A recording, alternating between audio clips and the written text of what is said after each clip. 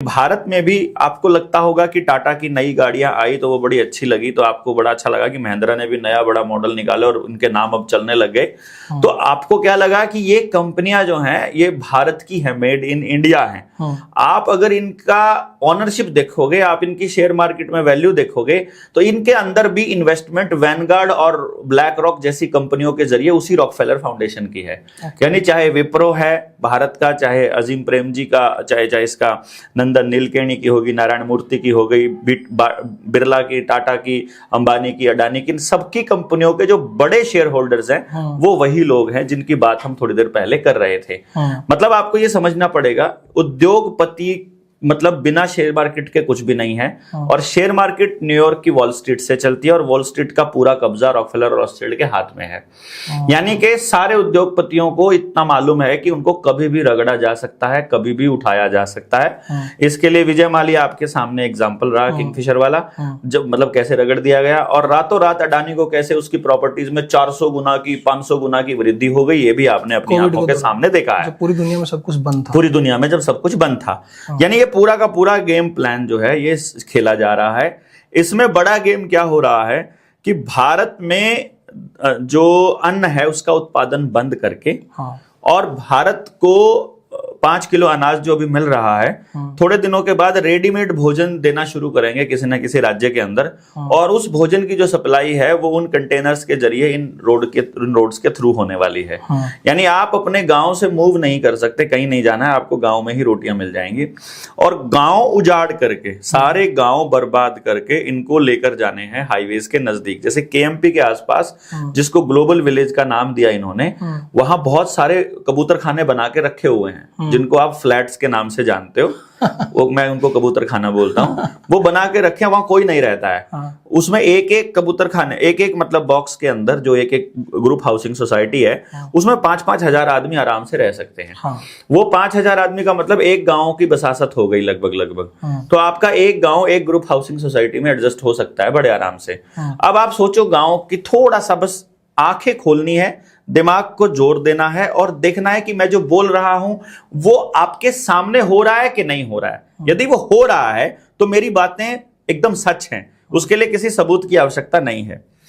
आपके आधार कार्ड के सारे डॉक्यूमेंट जो हैं वो जुड़ चुके हैं आधार कार्ड के साथ, मतलब आधार कार्ड के साथ सारे जीवन के सारे डॉक्यूमेंट जुड़ चुके हैं। बैंक में आपके पास कोई पैसा अभी नहीं है, किसी के पास भी नहीं है अभी अवेलेबल कैश नहीं है, मतलब डिजिट्स तो हो सकती हैं किसी के खाते में, कैश नहीं है। आपकी जो सामूहिक जमीन है, अस्पताल की, स्कूल की, बणी की, चारावाह की, गौचरान की, जंगल की, जोहड़ की, मंदिर की या गांव की कोई भी और जो सामूहिक जमीन है, वो सरकार ने अपने नाम पर रजिस्ट्री कर ली है लाल डोरा तोड़ के। और जो आपकी व्यक्तिगत जमीन है वो बैंकों के पास गिरवी पड़ी है किसान क्रेडिट कार्ड के नाम पर, केसीसी लोन के नाम पर, लिमिट के नाम पर।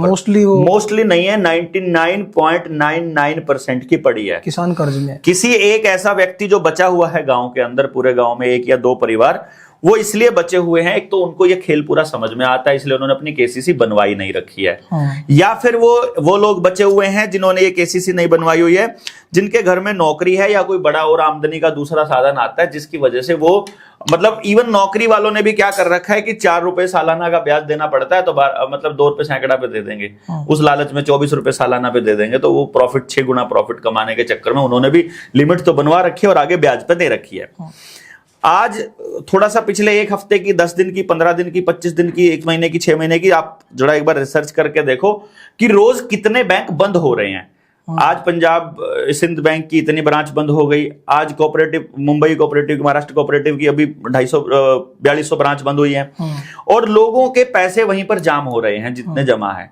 यानी कि आने वाले वक्त में जब साइबर अटैक होगा तो जमीन का रिकॉर्ड आपके पास नहीं है, आपकी पढ़ाई का रिकॉर्ड आपके पास नहीं है, जमीन में आपकी पैदावार हो नहीं रही है बिना बीज के, और बीज आपको बाजार से लाना पड़ रहा है। बारिश इनके कंट्रोल में आ चुकी है, आपने ये देखा ही है, कागज सारे इनके पास हैं। तो जब आपके पास व्यक्तिगत जमीन भी नहीं है, सामूहिक जमीन भी गांव के पास नहीं है, गांव के पास अनाज भी नहीं है, और जीने रहने के लिए एक चीज और चाहिए जो पानी है, तो ईंधन भी नहीं है अपने पास, जंगल नहीं है यानी लकड़ी गोस्से भी नहीं है, डांगर नहीं है तो लकड़ी गोस्से भी नहीं है, तो आपके पास पानी बचा है। पानी का भी इन्होंने इतना बड़ा इंतजाम किया है कि हर एक गांव के पास, जैसे मैंने बताया कि जहाज से ये देखते हैं कि ये 10 गांव का पानी कहां खराब हो सकता है, कि इन 10 गांव के यहां बीच में शुगर मिल लगा दो।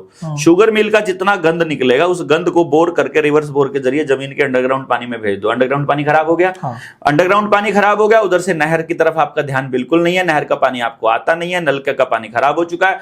अब इनका दिया हुआ टैप वाटर पीना यानी कि नलके का पानी पीना आपकी मजबूरी हो जाएगी।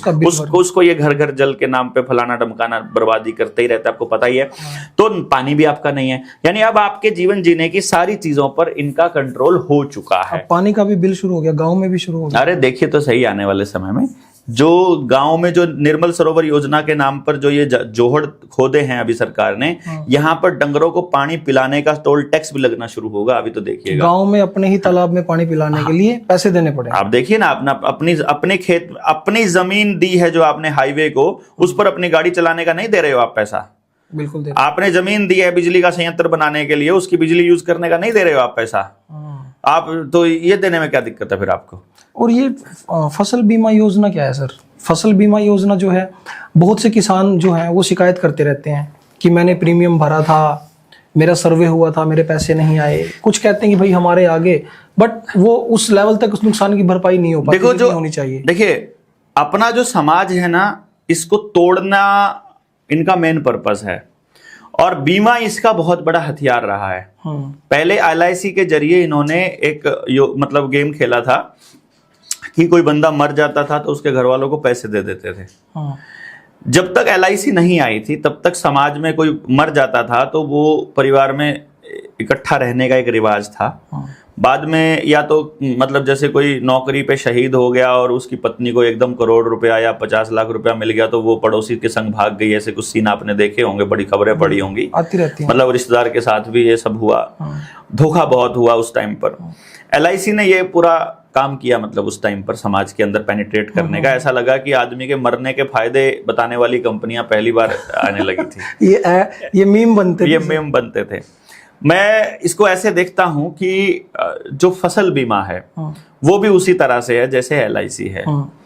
असल में आप लोगों को लगता है कि जो किसान का प्रीमियम है वही प्रीमियम बीमा कंपनी को मिलता है, जबकि सच्चाई ये है कि एक किस्त जितना पैसा किसान के खाते से कटता है उतना ही पैसा सरकार, जो राज्य सरकार है वो देती है बीमा कंपनी को, और उतना ही पैसा केंद्र सरकार देती है कंपनी को।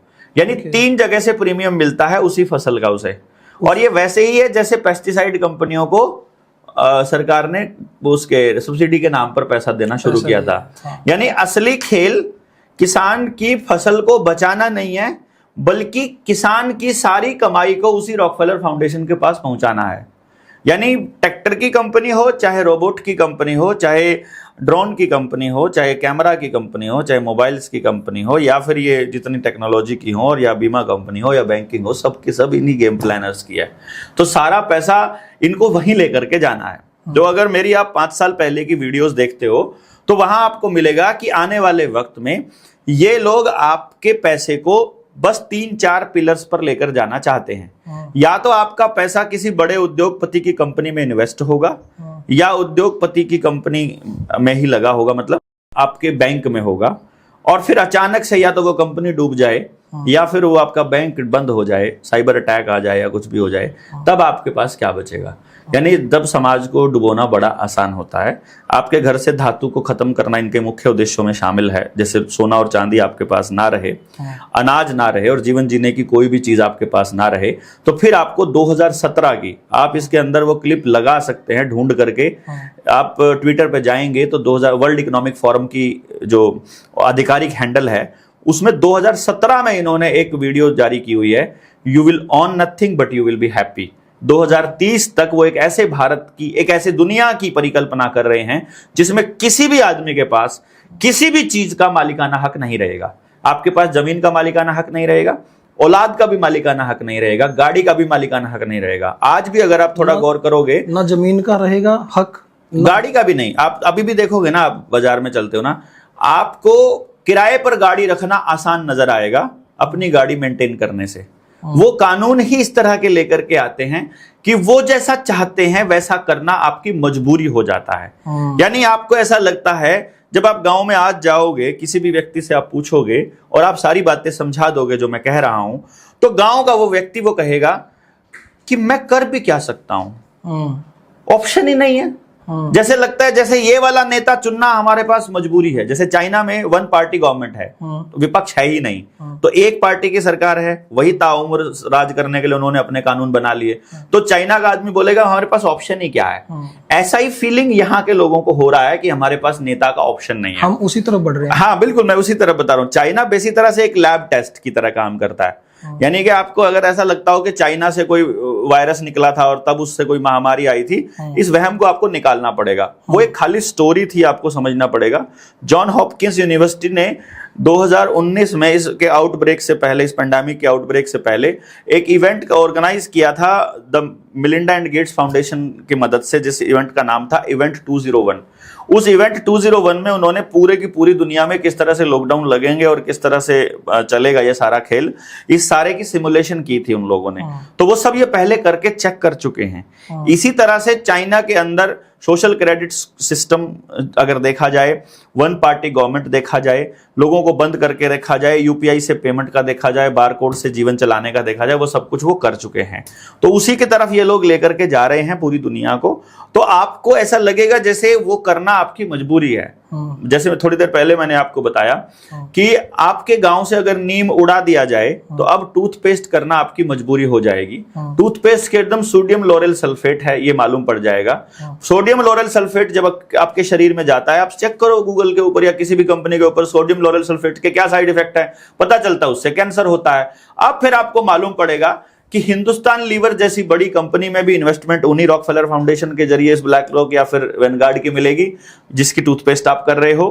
ठीक है, जिस भी कंपनी की टूथपेस्ट कर रहे हो उसी में उन्हीं की इन्वेस्टमेंट है। और सोडियम लोरेल सल्फेट की शरीर में जाने के बाद जो आपको कैंसर हो रहा है, उस कैंसर की दवाई बनाने वाली कंपनियों की भी वही लोग हैं। यानी आपको इधर से भी पैसा उन्हीं को देना पड़ता है, इधर से भी। उन्होंने आपके घर के अंदर पाइपलाइन बिछा ली है धीरे धीरे, और इस तरह की पाइपलाइन बिछा रही हैं। आपका बच्चा पढ़ रहा है तो जो ड्रेस पहन रहा है, जो किताबें यूज कर रहा है, जिस स्कूल में पढ़ रहा है, जिस गाड़ी से स्कूल जाता है, जिस गाड़ी के टायर यूज करता है, जिसके शीशे लगे हैं उसके अंदर, वो सबके सब उनके हैं। फिर उसके बाद जब स्कूल में पढ़ने के बाद स्कूल में जितने इक्विपमेंट यूज होते हैं, चाहे स्मार्ट बोर्ड यूज हो रहा है, आपका पंखा यूज हो रहा है, लाइट्स यूज हो रही हैं, तारें यूज हो रही हैं, या फिर वहाँ मतलब कैमरे यूज हो रहे हैं, सीसीटीवी कैमरा, वो सारे भी उन्हीं कंपनियों के हैं। उसके बाद जब वो पेन यूज कर रहा है वो भी उन्हीं कंपनियों का है। वो वहां से बाहर निकलता है, घर आने के बाद में टीवी देख रहा है, गेम खेल रहा है, मोबाइल पे लगा है, वो सारे भी उन्हीं कंपनियों के हैं। वो अगर रिफाइंड खा रहा है उसी कंपनी का है, गैस यूज कर रहे हो रोटी बनाने के लिए वो भी उसी कंपनी की है, जूते पहन रहा है उन्हीं की कंपनियों, मतलब घूम फिर के वहीं जाएगा ये सारा खेल। कपड़े भी उन्हीं कंपनियों के हैं, जूते भी उन्हीं कंपनियों के हैं, तो झाड़ू भी कंपनियों की आने लग गई हैं, अब तो बाल्टियां भी कंपनियों की आने लग गई हैं, अब तो टूटियां भी कंपनियों की आने लगी हैं। यानी आपके घर का प्रत्येक सामान उसी कंपनी का है। तो पूरा देश ही नहीं, पूरी दुनिया के ये सो कॉल्ड डेवलपिंग कंट्रीज का प्रत्येक व्यक्ति अपनी खून पसीने की कमाई उन कंपनियों को दे रहा है अपने हर काम के लिए। इन्होंने इस तरह का जाल भी, वो पाइपलाइन में, यानी आप गाड़ी की किक मारते हो तो उनको पैसा जाता है, ट्रैक्टर का सेल्फ मारते हो तो उनको पैसा जाता है, दूध लेने के लिए आप निकले तो पैसा देता है, पैकेट वाला दूध लेते हो तो उनको पैसा जाता है, आप पकौड़े खाते हो तो उनका पैसा जाता है। आप जो यानी अगर गांव में उत्पादन नहीं हो रहा है तो आप अपने जीवन को, प्रत्येक जीवन का उनको पैसा दे रहे हो। मेरे एक दोस्त, मैं आपको बताता हूं, मेरे को बुलाया उसने, मैं जगह नहीं बताऊंगा वो नाराज हो जाएगा, बोला मैंने घर बनाया तो तब से आया नहीं है। अब मेरे को मालूम है कि यार ये बेवकूफ लोग घर बनाते हैं, मतलब समझदार लोग जो है उनमें किराए पर रहते हैं, हमको तो पता है इस बात का। मैंने बोला अच्छा चलो आ जाऊंगा किसी दिन ना। उसके शहर गया तो उसके घर गया, अंदर आते उसने बोला ये देखो ये रोबोट है मेरा, मैंने इतने लाख का खरीदा, ये सफाई करता है, पूरा सफाई वाली बड़ी वो करती थी, अब मैंने ऐसा कर दिया। मैं कहा ठीक है, ऐसे चुटकी बजाई लाइट जल गई, ऐसे ताली बजाई वो ऐसा कर गया, बटन दबाया तो लाइट